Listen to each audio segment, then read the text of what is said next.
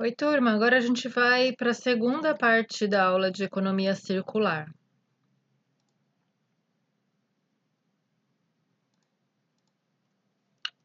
Nessa segunda parte, eu vou abordar três itens com vocês, que são as boas práticas de economia circular, os itens de poder da economia circular e falar só um pouquinho sobre as certificações Cradle to Cradle.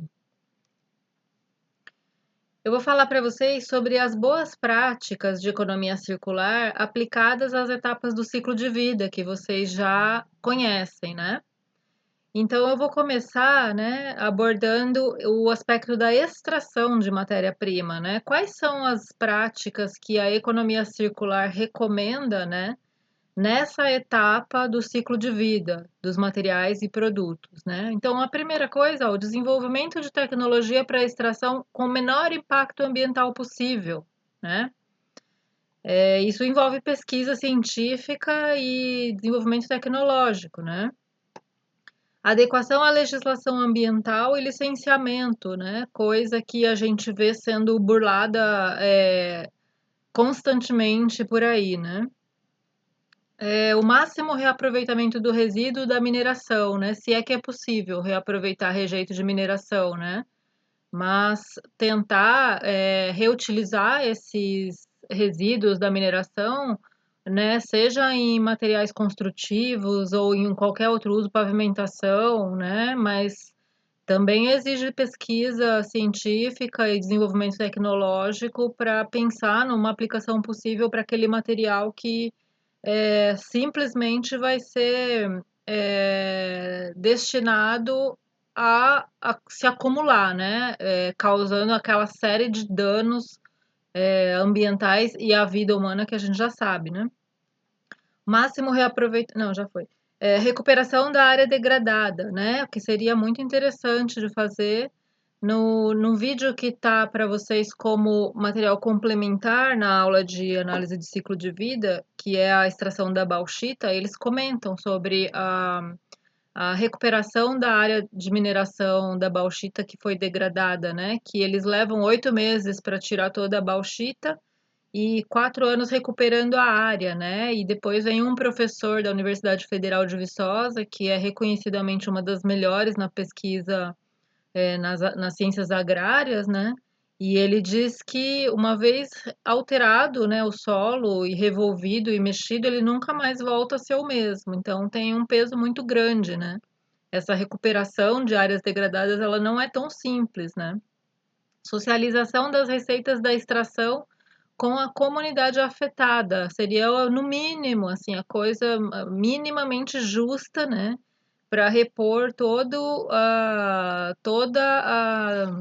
a exploração do meio ambiente e as consequências que, na verdade, quem sofre é principalmente a população do entorno, das comunidades que vivem na região próxima à mineração, né?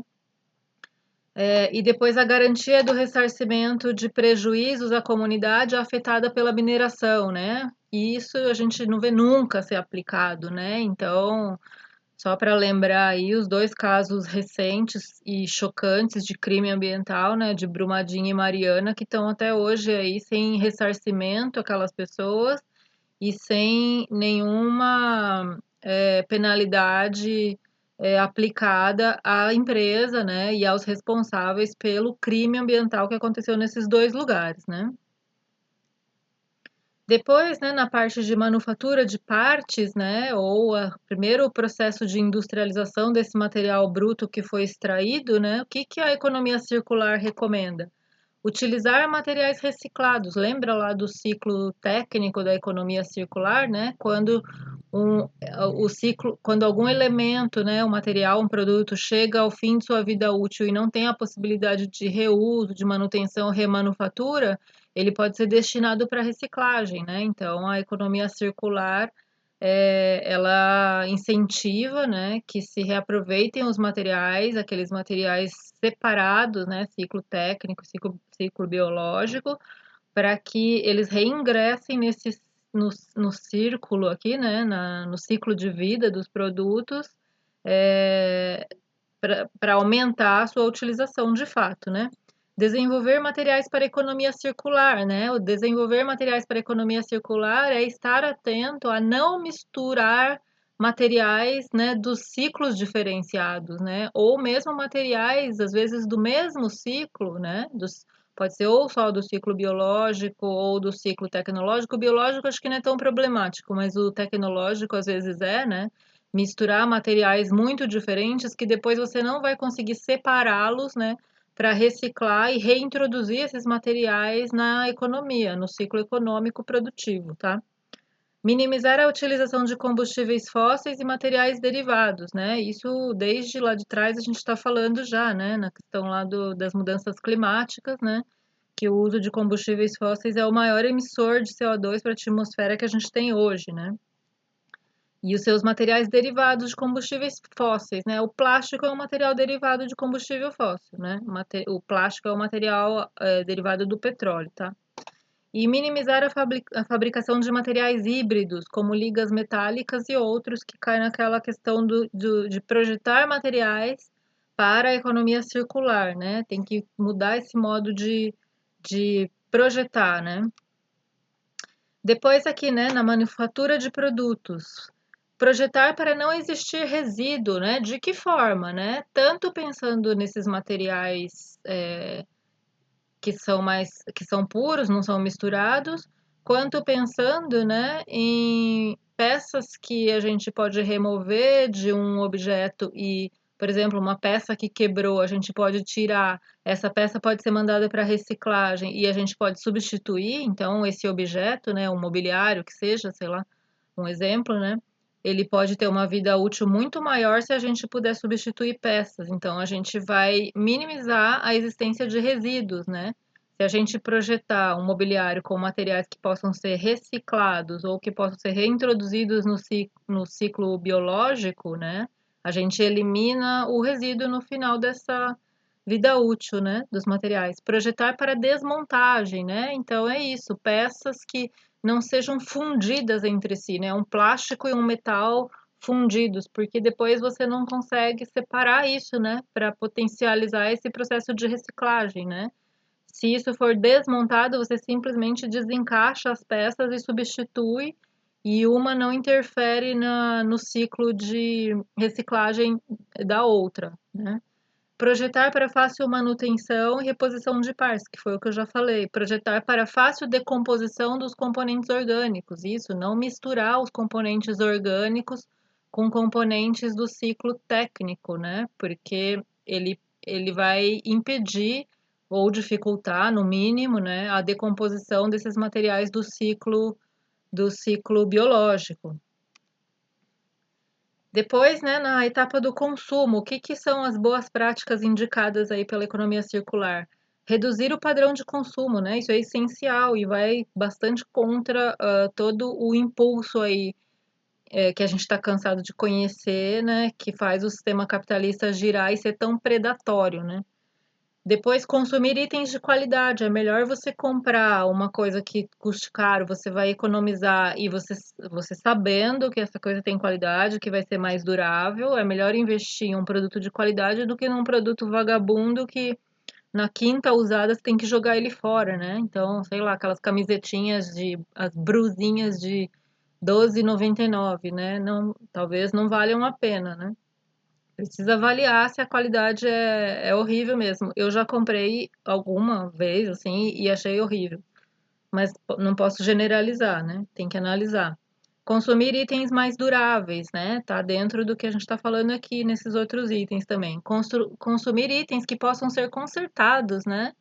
Porque se a gente consome e a gente compra, né, equipamentos, materiais que quebrou uma pecinha, ele está completamente inutilizado, isso é um desperdício gigante, né? Se a gente não consegue consertar, né? Pode ser com coisas bobas, às vezes, né? Um estilete, né? Um material de papelaria que a gente usa tanto aí, material para desenho.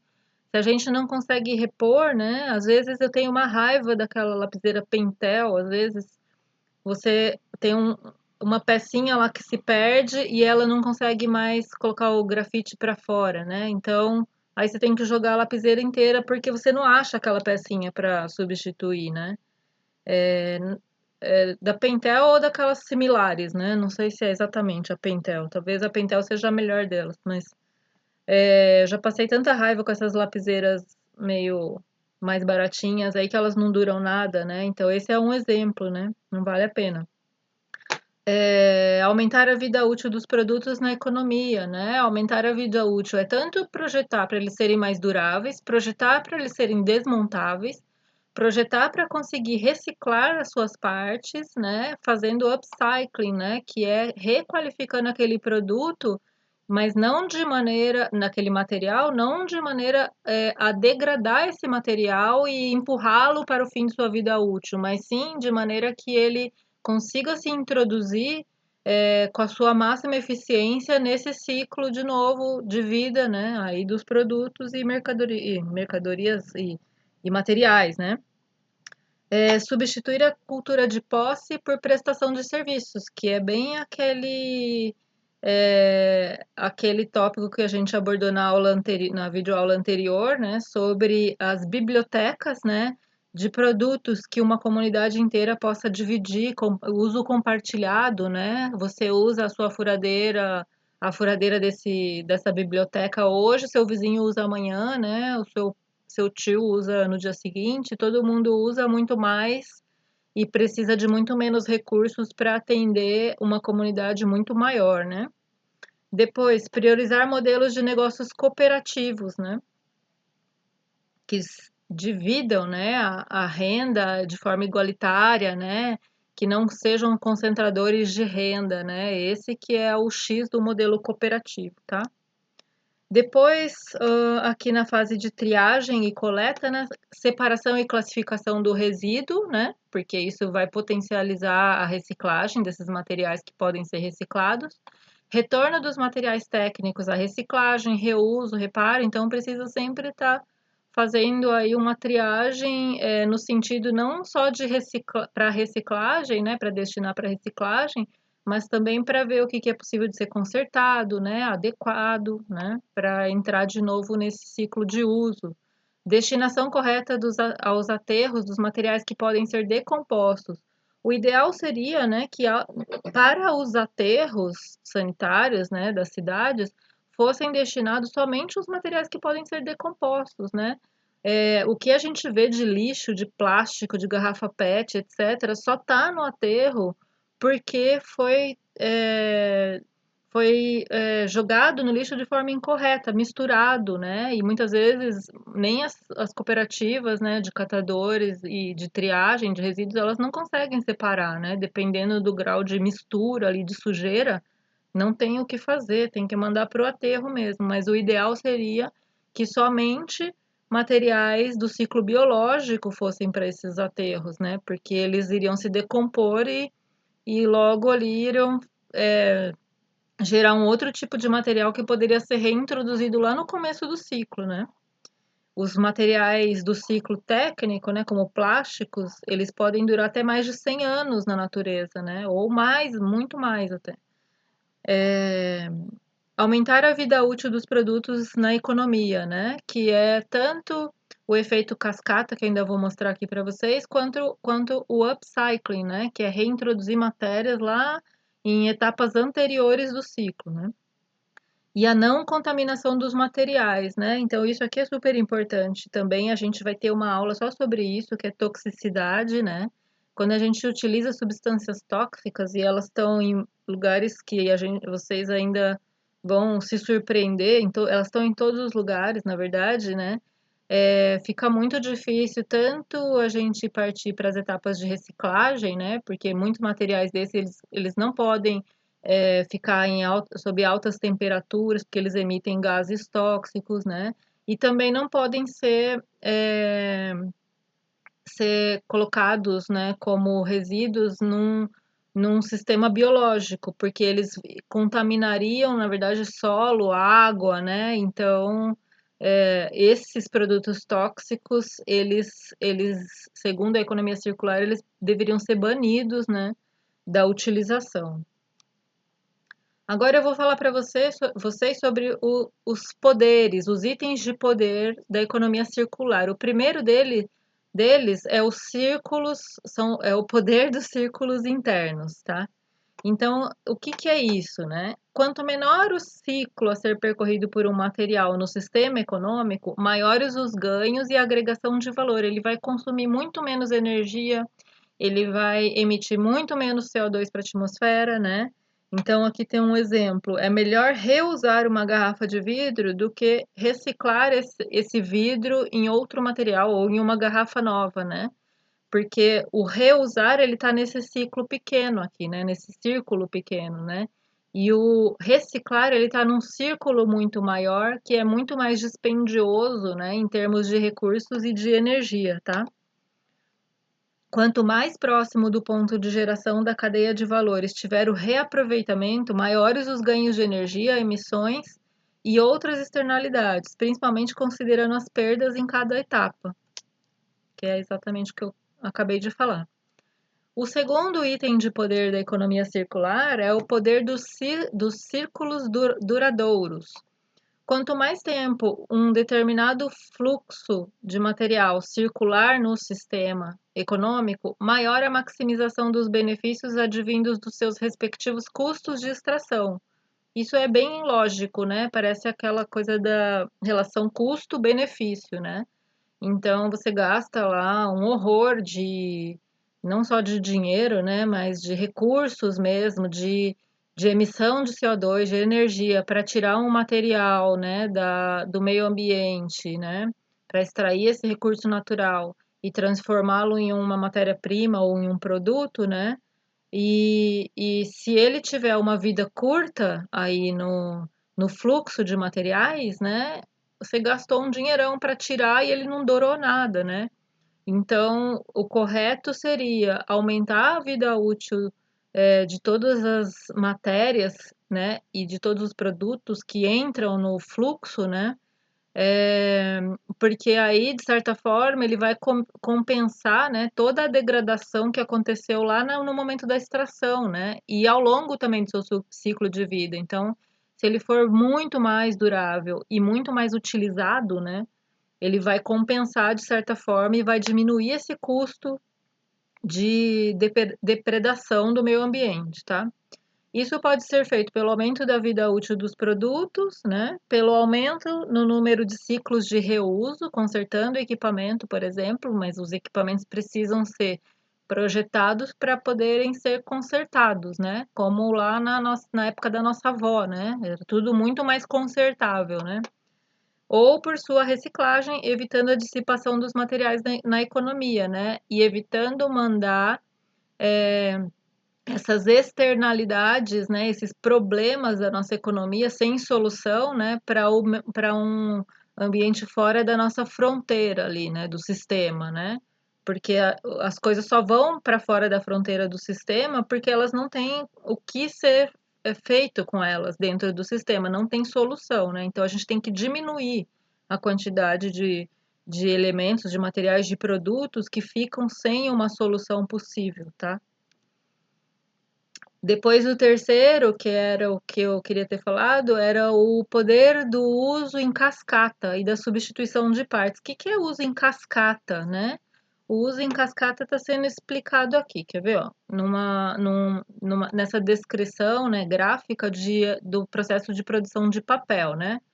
Então é assim, aqui está a floresta, né? A indústria de papel vai produzir o primeiro papel, o papel virgem, a partir da celulose dessas árvores, né? Aí o papel vai em uso, né? E daí se coleta esse papel usado e manda para uma empresa de reciclagem, né?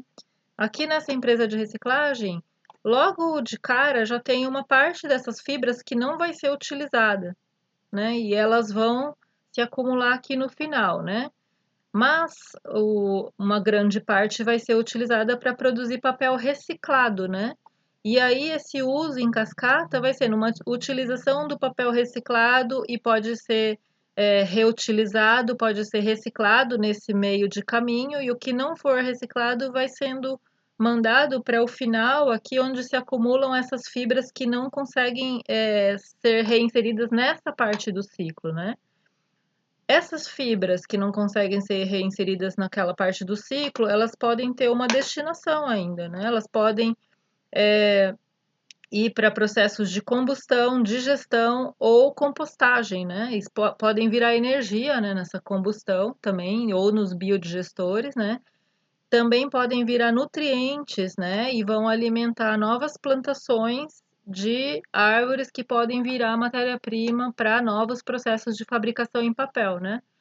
De papel. Então é isso que é esse uso em cascata, é isso, né? É aproveitar todas as etapas ali, é, né? Em vez de jogar isso fora e fazer essa externalidade, né? Não dar uma solução para esse resíduo, por exemplo, é reaproveitar isso em várias finalidades, né? E o poder de substituição das partes é o que a gente já falou, né? De projetar mobiliário, projetar equipamentos de uso doméstico, que seja, né? Projetar carros, projetar tudo que a gente usa, né? De forma que se possam substituir as partes danificadas, né? E que você não precise, como lá no vídeo História das Coisas, jogar o objeto, o equipamento inteiro fora por causa de uma pecinha pequena, né? E o último aqui, né, item de poder da economia circular é o poder das substâncias puras, não tóxicas e segregáveis, né? Então a gente já falou um pouco sobre isso aqui anteriormente, mas eu vou ler esse trechinho para vocês. A circulação dos materiais é maximizada. Os resíduos pós-consumo hoje são muito misturados, seja pelo modo de coleta ou triagem, seja pelo próprio projeto, como aquelas embalagens multicamadas que eu falei para você, para vocês, dando o exemplo da Tetra Pak, né? Que aqui tem a camada de alumínio, tem o papelão e tem um plástico que envolve, né? E tá tudo colado ali, não dá para separar aquilo direito, né? Nesses casos, melhorias no projeto podem ajudar a ampliar os benefícios e reduzir os custos de separação e processamento. Principalmente a eliminação de substâncias tóxicas pode trazer vários benefícios, como maior possibilidade de reaproveitamento e redução de custos de reciclagem, né? Como já tinha falado. Aqui eu só trouxe um exemplo para vocês, né? Que existe já uma certificação para esses produtos que são adequados para a economia circular, né? Então, existe essa certificação C2C, né, que é Cradle to Cradle, né? E as categorias que eles analisam, né, para certificar produtos para a economia circular são os materiais saudáveis, que na verdade tem a ver com a não toxicidade dos materiais, né? O potencial de reutilização desse material, então tem a ver com aquela coisa de separação dos ciclos biológico e técnico, o uso de energias renováveis para a produção desse material, justiça social, né, nesse processo todo de produção, e gestão da água, né, que é outra característica que é super importante, né, sempre quando a gente está falando de sustentabilidade, tá bom? Tem um link no Moodle para vocês, se vocês quiserem dar uma olhada nesses produtos, né?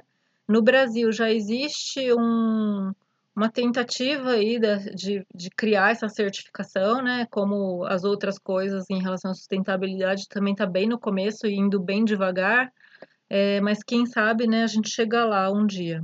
Só para deixar claro, assim, né, a economia circular, na verdade, ela é um modo, né, de aumentar aí a vida do capitalismo, né? De uma forma que ele possa utilizar racionalmente os recursos naturais, né? E diminuir a injustiça social que a gente vê tanto por aí, né? Um capitalismo menos injusto e menos predatório, né? Mas de forma nenhuma a economia circular ela é uma proposta revolucionária, né? Como seria, por exemplo, o ecossocialismo, que seria que teria princípios muito diferentes, né? Assim, a vida acima do lucro, né? E o controle dos recursos naturais pelo conjunto da população, pela sociedade, né? A economia circular ela não tem esse ideal, na verdade ela é uma concepção sistêmica muito aliada ao capitalismo, né, tentando diminuir tanto essa injustiça social quanto essa sanha predatória, né, que é o que a gente vê hoje, né. Ela propõe uma utilização muito mais racional dos recursos, mas sem, por exemplo, o controle dos meios de produção pela sociedade, né? Nada disso, assim, mantendo exatamente a mesma estrutura que o capitalismo já tem, tá? Então, para terminar, só fazendo uma revisãozinha, né? A gente viu lá as boas práticas em todas as etapas do ciclo de vida, né? Recomendadas pela economia circular. Depois a gente viu os 4 itens de poder, que são os círculos, né? E por último, falei para vocês sobre as certificações Cradle to Cradle, tá? Então é isso. A bibliografia que eu usei é essa, para quem quiser consultar. E é isso aí, pessoal. Até mais.